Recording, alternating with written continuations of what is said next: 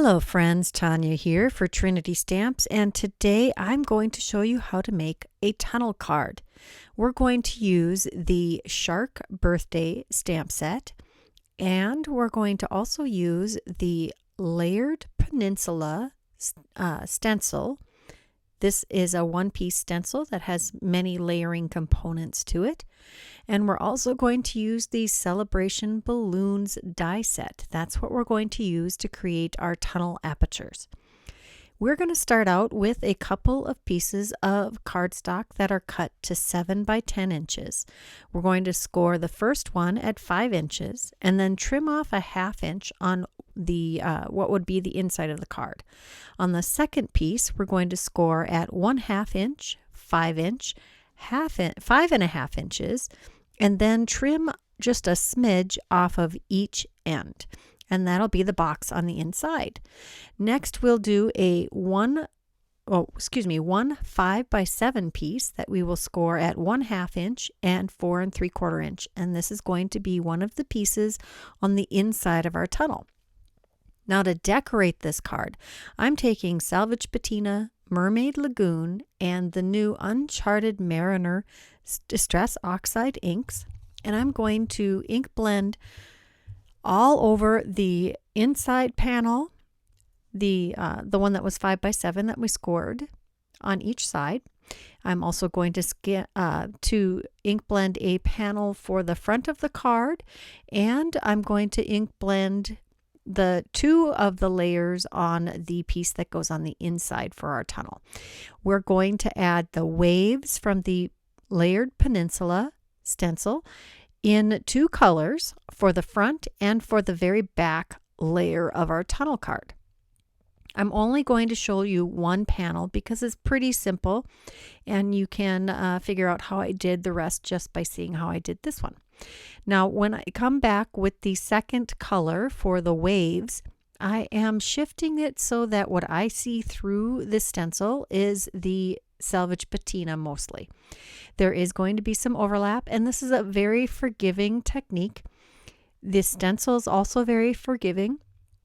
You're going to see that I was a little heavy-handed and I have some little extra blobby areas, but it blends in very nicely. So here we have all of our ink blended panels, and you could have just used colored cardstock for this also, but if you've watched me for very long, you know that I love to ink blend. And now it's time to create our tunnels on the inside of the card. So we've got the portion that folds basically into a box, and we have the layer that goes on the inside of that I have scored a 1/4 inch on each side.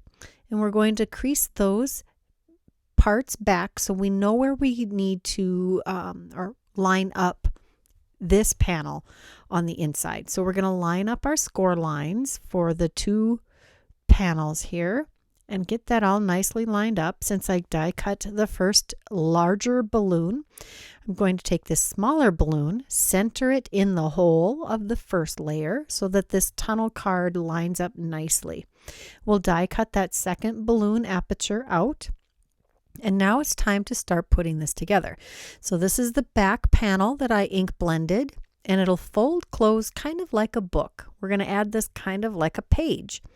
We're going to add some glue to the inside, or to one of the folded tabs here, and in that 1/2 inch scored area on the right side of this panel or this box, we're going to glue our first edge. Next, we're going to glue this into the inside of our card panel, or our card base. Just going to line that up with the edge of the score line on the center of the card base. And this is why it was important to trim off just a smidge on each end of that panel. Now we glue the inside tunnel piece to the other 1/2 inch tab, and then we close add glue to that 1/2 inch tab and close the entire card base. That's the whole tunnel card construction. It is super easy. There it is. You can see the tunnel card. Now I'm just going to work it back and forth a few times to get it to fold nicely. I decided I wanted a little more definition on these layers, so I'm taking my Uncharted Mariner sponge and I'm adding a little bit of definition around the edges of these balloon layers. Just going to go quickly around both layers of that, and I know it looks terribly messy right now, but trust me, it'll look better. I found a nice piece of navy blue cardstock from my rainbow of paper scraps, and I'm adding that behind our panel here. The navy blue panel is 6 3/4 by 4 3/4, and the stenciled panel is 4 1/2 by 6 1/2, and we're going to add that to the front of our 5 by 7 card. And we are going to now move on to adding some elements for the inside. I'd stamped and die cut these cute little fish from the stamp set, and I'm adding some slightly dimensional eyes with this Sakura Jelly Roll black pen. We've got the gray fish and red fish, and those eyes really make a difference. I'm adding 2 layers of cardstock behind our Sharky friend here because I want a little extra dimension on the front of the card. I just took some scraps of white cardstock and die cut those, and we'll adhere those together. I don't know about you, but I like my main elements to have some dimension. And this card is going to have some thickness. You're probably going to need a little extra postage if you're going to mail this.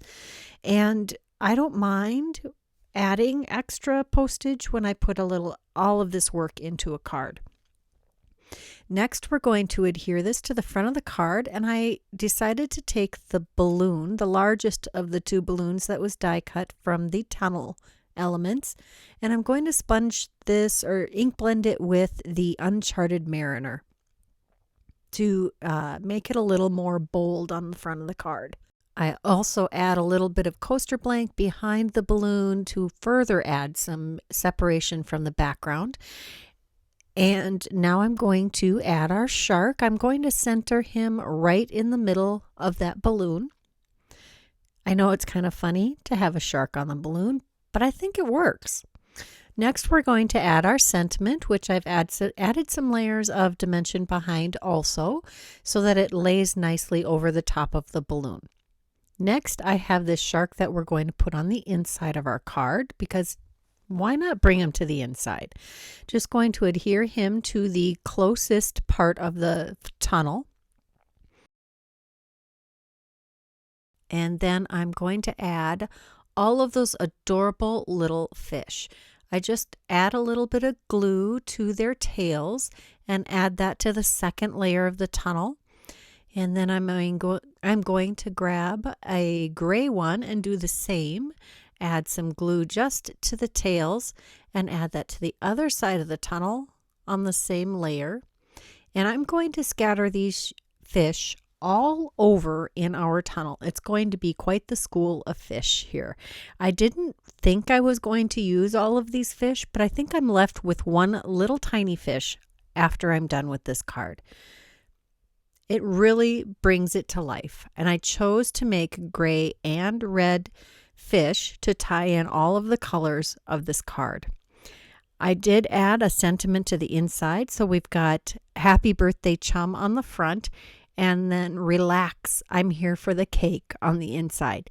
Now, if I could have found a cake stamp that fit inside here from Trinity Stamp, I absolutely would have put a little cake inside that tunnel. It would have been perfect. I just couldn't find one. If you do have one in your stash, that would be a great addition.